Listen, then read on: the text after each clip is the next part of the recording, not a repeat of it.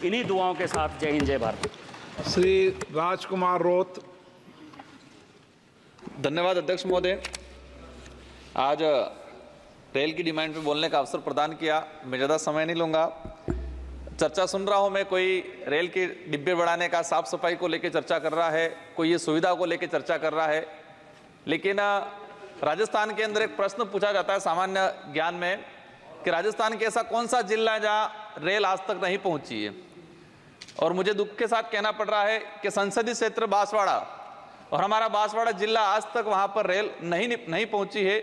2012 में वहाँ स्वीकृत उद्घाटन हुआ था, लेकिन आज तक काम इसका नहीं हुआ है। और जिस गति से आज काम हो रहा है उस हिसाब से मुझे लगता है 10 साल और लग जाएंगे। तो मेरा आपके माध्यम से मंत्री महोदय से अनुरोध है कि इस काम को और तेजी से बढ़ाया जाए। माननीय अध्यक्ष महोदय, डूंगरपुर जिले जो आज गुजरात और उदयपुर की जो रेल लाइन चल रही है, तो वहाँ से हमारी जो आती है जयपुर तक आती है। तो मैं चाहूँगा, आदिवासी बाहुल्य क्षेत्र है, कि आदिवासी समुदाय और आदिवासी समुदाय के साथ अन्य समुदाय के लोग जयपुर ही नहीं दिल्ली तक भी आए। तो हम चाहते हैं कि अहमदाबाद डूंगरपुर वाया उदयपुर होता हुआ दिल्ली एक नई रेल लाइन शुरू की जाए।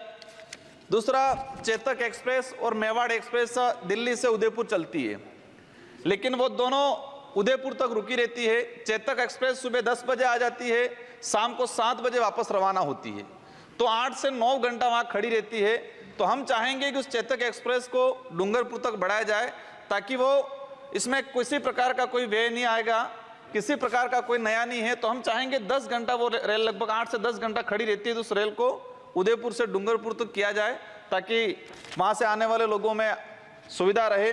साथ ही डूंगरपुर जिले में लंबे समय से डिमांड चल रही है कि डूंगरपुर जो रेलवे स्टेशन है उसका नामकरण राजा डूंगर बरंडा के नाम से किया जाए।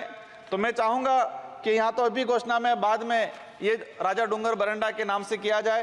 पूर्व जो सांसद थे उन्होंने भी ये डिमांड रखी थी।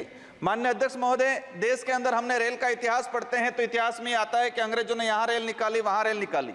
अंग्रेजों ने रेल निकालने का मुख्य उद्देश्य ये था कि यहाँ से खनन, यहाँ से जो खनिज संपदा है उसको निकालना।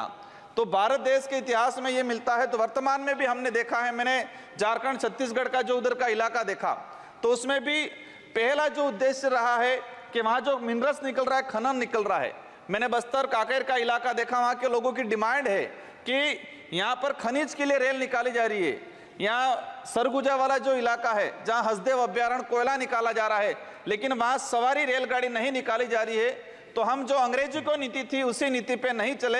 हम जिस इलाके के अंदर माइनिंग को लेकर रेलगाड़ी निकाल रहे हैं, तो वहाँ सवारी को लेकर भी रेलगाड़ी को प्राथमिकता दी जाए। इन्हीं शब्दों के साथ आपको धन्यवाद। जोहार। श्री धर्मेंद्र यादव।